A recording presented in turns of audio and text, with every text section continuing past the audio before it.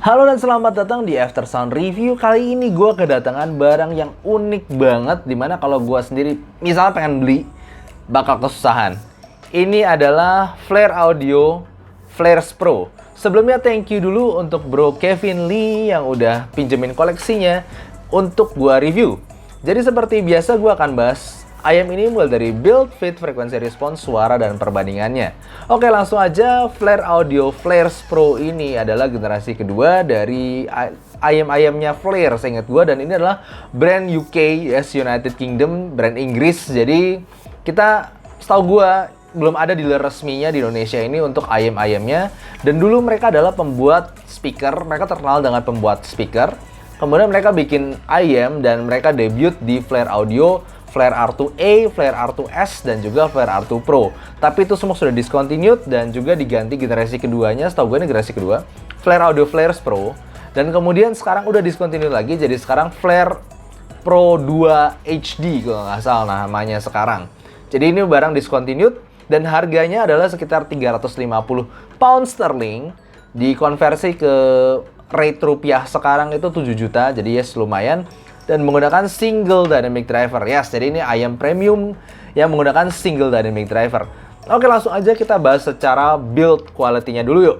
Secara build quality, IM ini sangat-sangat humble ya. Maksudnya dia sangat-sangat tidak berasa mewah. Kalau kalian lihat IM ini, gue bawa misalnya ke Meet, atau misalnya kalian ketemu bro Kevin liatin ini, IM, kalian nggak bakal tebak bahwa IM ini harganya 350 pound sterling atau setara dengan 7 jutaan, karena bentuknya seperti tabung metal begini doang.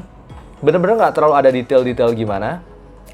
Dan tabungnya ini menggunakan titanium. Jadi yes, ini ringan tapi kuat banget. Kemudian nozzle-nya pun seperti ini. Jadi bahkan nggak ada filternya di nozzle-nya itu. Jadi ini cukup unik sih. Untuk barang premium, tampilannya B banget, biasa banget. Bahkan dia tidak detachable, kabelnya itu nggak bisa dilepas guys. Tuh lihat ya, cuma ada begini doang kabelnya. Warnanya sedikit kehitaman sama rada putih sedikit. Kemudian kalian nggak bakal bisa ketemu left and right-nya di IM ini. Karena left and right-nya itu di mana guys? Di Y splitternya. Di Y splitternya ini baru ada left and right.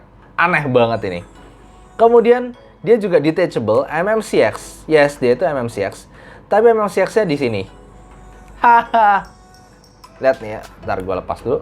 Tuh, MMCX-nya itu bukan dari housing-nya, tapi malah di Y splitternya begini. Ini sumpah aneh banget. Lalu kemudian kabelnya seperti ini sampai bawah. Buat gue sih jack-nya biasa banget. Cuma ada lambang Flare Audio yang seperti sama malah kayak V begini ya. Dan kemudian dia juga punya Bluetooth modul. Yes, jadi tinggal dicabut di bagian MMCX-nya tadi. Lalu kalian colok ke sini. Jadi emang ini bisa dipakai Bluetooth dan juga bisa dipakai wired. Tapi jujur aja, untuk IM-nya buat gue somehow berasa rada premium karena dia menggunakan titanium tadi. Jadi walaupun sangat-sangat simple, tapi kalau tahu bahannya sih mantap. Dan berasanya juga mantap ya, kayak bukan abal-abal gitu. Berasa smooth, housing-nya nggak ada kasar-kasarnya. Tapi kalau kita bahas Bluetooth modulnya, ini plastik banget dah.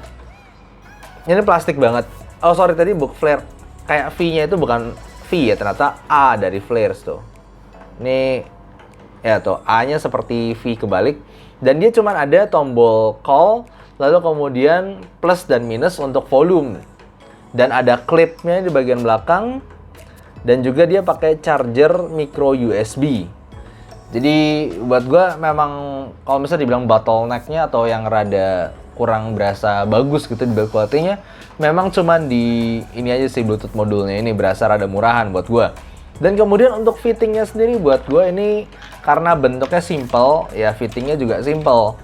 Sangat-sangat enak, sangat-sangat gampang. Gue pakai secara straight down, tinggal colokin gini doang. Atau gue pakai secara over ear. Nah ini juga mantep. Tapi gue sendiri pribadi lebih suka over ear karena kalau rada ketarik itu lebih aman. Apalagi dia nggak detachable kan. Dan discontinued pula barangnya. Oke, langsung aja kita bahas secara frekuensi responsnya. Untuk frekuensi respons dari Flares Pro ini gue bisa sebut ya simply dia U-shaped ya. Dia lebih ke penekanan di bass, kemudian di treble area segini. Dan percayalah memang treble area ini bikin suaranya tuh cukup metalik dan agak kasar, dan ini sangat-sangat bisa dibantu dengan foam ear tips. Makanya gue sangat menyarankan kalau pakai flare itu pakai foam ear tips. Kalau nggak ini berasa pick treble-nya ini yang cukup lumayan tajam itu berasa. Tapi kalian lihat ya betapa dia itu lebih fokus ke bass dan juga treble-nya, sementara mid range sendiri nggak terlalu ada push di sini. Dan memang itu yang berasa penekanannya. Dan ini mengingatkan gue sama ayam seperti Sennheiser IE300. Lihat nggak betapa mereka itu sama-sama fokusnya tuh ke bass dan juga treble sini, sementara mid range sendiri berasa kayak recessed ya, mungkin agak nyantai dibandingin push di bass dan treble-nya sendiri. Tapi untuk Sennheiser IE300 itu tidak se ekstrim Flares Pro ini, jadi berasa lebih overall lebih balance sih. Nah, kalau bisa dibandingin dengan Tangent Oxygen, ini bakal kelihatan cukup beda, di mana Tangent Oxygen kelihatan lebih balance overall, dia bassnya tidak sebanyak Flares R2, Flares Pro, dan juga upper mid range-nya lebih maju dan treble-nya pun lebih terkontrol. Di sini memang Flares Pro itu jadi kayak seperti dia cukup ini ya, ekstrim di kedua sisi, bass dan juga treble-nya. Untuk suara dari Flare Audio Flares Pro sendiri, gue pakai Basso DX160 sebagai source utama gue, dan juga cobain di Qdelix dan juga AFX DSD. Tentunya kalau Bluetooth gue gabungin pakai Bluetoothnya Basso atau pakai HP gue sendiri Samsung S10 Plus. Dan buat gue ini, ayam ini buat gue sangat disarankan untuk pakai source yang cukup bersih dan juga sangat cocok buat lagu-lagu lebih ke lagu live ataupun orkestra gitu yang lebih berasa stagingnya. Karena buat gue ayam ini sangat spesial di bagian staging.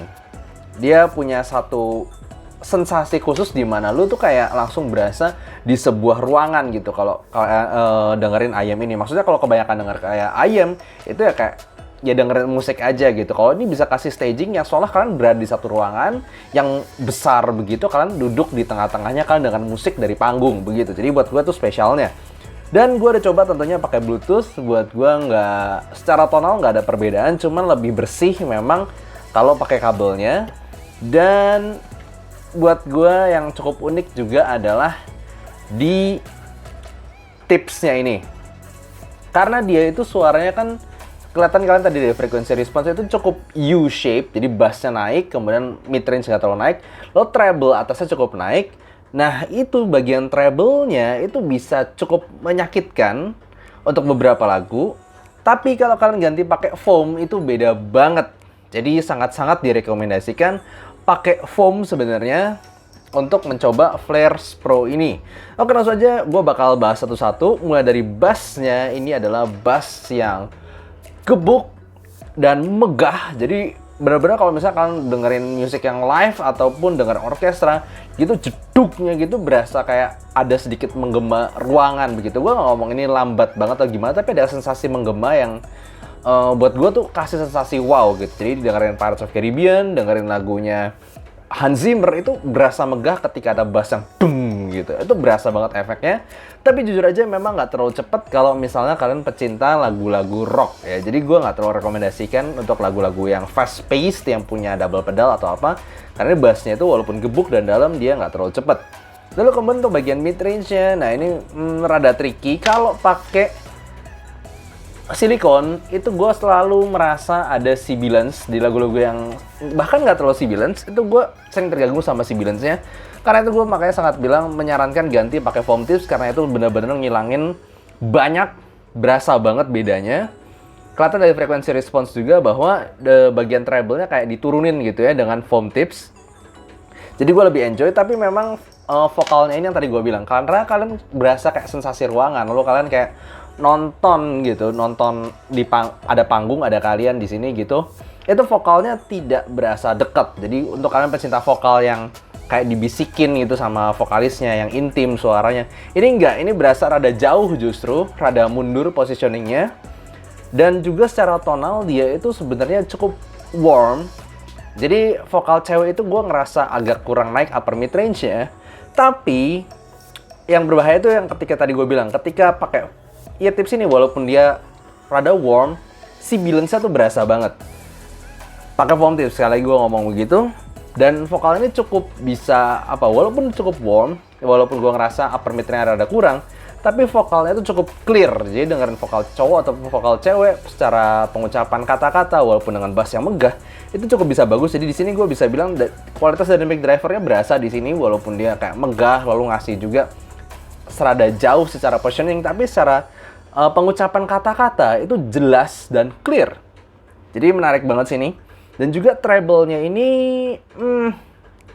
gue sedikit bilang kalau gue pakai sekali lagi, kalau pakai silicone tips ini, jelas gue nggak suka terlalu tajam bagian atasnya itu cymbal crash, lalu juga dengerin alat musik yang pakai bahan metal gitu seperti saxophone ataupun trompet itu berasa banyak kasarnya rada metalik di atas, pedes. Pakai foam tips pun masih sedikit ada tipis-tipis pedesnya itu, tapi sangat dikurangin. Dan kalau udah kurang banget itu kadang-kadang malah berasa treble-nya tidak terlalu nyerang di sekitar 6 kHz-nya itu. Jadi buat gue memang dia lebih ke U-shape. Treble atasnya itu berasa pedes. Walaupun pakai tips ini tetap berasa ada sedikit-sedikit pedes airy-nya gitu. Dan bass-nya itu bikin megah. Nah karena itu buat gue yang spesial adalah di teknikalitasnya, lagi di soundstage-nya yang tadi gue bilang. Bukan cuma soundstage biasa, tapi bener-bener kayak gue lagi duduk di bioskop, kayak gue lagi duduk di orkestra gitu. Gue nonton agak jauh dari pemain musiknya. Dan itu sensasi yang megah banget. Sangat cocok buat lagu-lagu yang misalnya kalian denger, yang tadi gue bilang Pirates of Caribbean, lalu Two Steps From Hell. Pokoknya lagu-lagu yang punya kesan megah begitu ya. Soundtrack bahkan game seperti Assassin's Creed, itu dia bisa kasih sensasi ya kalian nonton sesuatu yang mewah begitulah. Tapi kalau misalnya kalian play lagu semacam kayak Aimer ataupun Lisa Jepang sekali lagi, dan juga ataupun dengerin lagu-lagu yang vokal Olivia Ong ataupun Diana Krall, gue nggak ngerasa ini terlalu cocok gimana karena vokalnya gue kan dengerin lagu itu tuh buat dengerin vokalnya ya. Sementara di sini tuh rada jauh gitu, rasa vokalnya itu tidak terlalu bisa ngasih intimacy yang gue mau. Jadi overall suaranya memang U-shape, megah, tidak terlalu cocok untuk lagu-lagu yang vokal-vokal begitu. Nah sekarang untuk perbandingannya, gue akan bandingin sama single dynamic driver favorit gue yang sering gue bahas, yaitu Tantiem Oxygen. Yes, gue tahu harganya setengahnya, si Tantiem Oxygen cuma 3,7 sampai 3,9an, sementara si Flare ini harganya sekitar 7 jutaan, ya nyaris 2 kali lipat. Tapi jujur aja kalau misalnya gue ngomong secara teknikalitas, detail, segala macam, itu tidak terasa bedanya. Kalau gue masa bodoh gitu ya sama harganya, gue bakal ngomong mereka at the same level untuk soal teknikalitas. Karena beberapa kali cuma menang soundstage-nya aja sih di Flare Pro ini. Karena buat gue si Oxygen itu masih bisa kasih level detail yang setara. Dan kemudian jujur aja buat gue tonalnya gue lebih suka Oxygen. Dia bassnya itu lebih cepat. Kemudian secara vokal itu berasa lebih maju, dan gue memang jujur aja gue suka vokal yang cukup maju dan gue suka vokal yang smooth. Jelas Oxygen itu lebih berasa organik ya, dan juga berasa lebih smooth, lebih natural di kuping gue. Sementara di Flare ini kadang bisa yang tadi gue bilang, kadang bisa berasa sibilance walaupun sebenarnya tonalnya lebih tebal sedikit, tapi bisa sibilance di atasnya gue kurang suka itu. Oxygen masih jelas bisa kasih smoothness, kasih lembutnya itu, kasih tekstur vokal yang lebih real buat gue. Dan juga treble-nya sendiri walaupun lebih gemericik sebenarnya, tapi lebih real, tidak ada pedes-pedesnya. Secara extension buat gue sedikit lebih extend di Flare ini walaupun lebih kasar. Di sini lebih, sekali lagi, natural itu kata kunci yang gue selalu pakai untuk Oxygen. Buat gue Oxygen secara tonal itu lebih natural. Cuman menang di Flare secara soundstage doang. Kalau soal detail kadang karena Oxygen lebih cepat, kadang bisa berasa lebih detail sedikit ketika bass dari Flare ini rada lambat gitu. Tapi overall buat gue sebenarnya mereka itu at the same level, setara, terlepas dari harganya. Oke, jadi buat gue in the end, Flare Pro ini memang adalah barang yang unik ya. Bukan cuman secara build-nya, bukan cuman secara konektornya, MMCX-nya, tapi memang suaranya itu buat gue one of a kind. Karena gue waktu itu udah pernah review juga yang Flare Audio R2 Pro yang sebelumnya Flare Pro ini. Dan memang mereka itu punya ciri khas yang sama di mana kita langsung berasa sense of space-nya gitu. Kita dengerin IAM ini, kita dengerin lagu kayak lagu soundtrack macam The Lord of the Rings, kemudian Pirates of Caribbean. Itu kalian langsung berasa kayak duduk di bioskop, kalian kayak mundur beberapa langkah gitu dari panggung utamanya. Lalu kalian bisa ngerasain bahwa kalian ada sensasi di sebuah ruangan gitu. Dimana itu hal yang gue nggak terlalu dapetin di beberapa IAM lain. Di situ kalian benar-benar berasa, wih, gue di ruangan yang gede, gue di satu tempat yang megah begitu, dan kalian mendengarin, buat gue dengerin orkestra, denger live music itu soalnya benar-benar kayak kita duduk dari panggung penonton, lalu nonton gitu ya. Jadi rada jauh. Memang secara vokal jadinya buat kalian yang suka vokal yang cukup intim, vokal yang deket gitu ya, rasanya vokal yang maju, ini nggak terlalu berasa itu, karena memang berasa vokalnya agak jauh, tapi sense of space-nya dulu, kita kayak berasa di suatu ruangan, itu yang buat gue unik banget. Jadi gitu aja buat gue untuk IAM ini sangat-sangat unik. Kalau misalnya ditanya worth apa enggak, buat gue worth karena dia itu unik, walaupun secara teknikalitas bisa dibilang detail apa nggak terlalu, cuman sensasi ruangannya itu, sensasi megahnya itu yang gue nggak bisa dapetin di IAM lain. Dan sangat-sangat direkomendasikan menggunakan foam ear tips. Oke, gitu aja untuk review kali ini. Semoga kalian suka, dan kalau kalian suka jangan lupa kasih like dan subscribe. See you next time, bye-bye. Misalnya kalian mau tahu seputar kehidupan gue di dunia audio, pengen info-info nyantai, kalian bisa follow Instagram gue, ada di description. Ataupun kalau misalnya kalian pengen ilmu tentang audio, gue berbagi di playlist Soundblock berikut, dan coba cek aja karena gue banyak berbagi pengalaman gue di situ.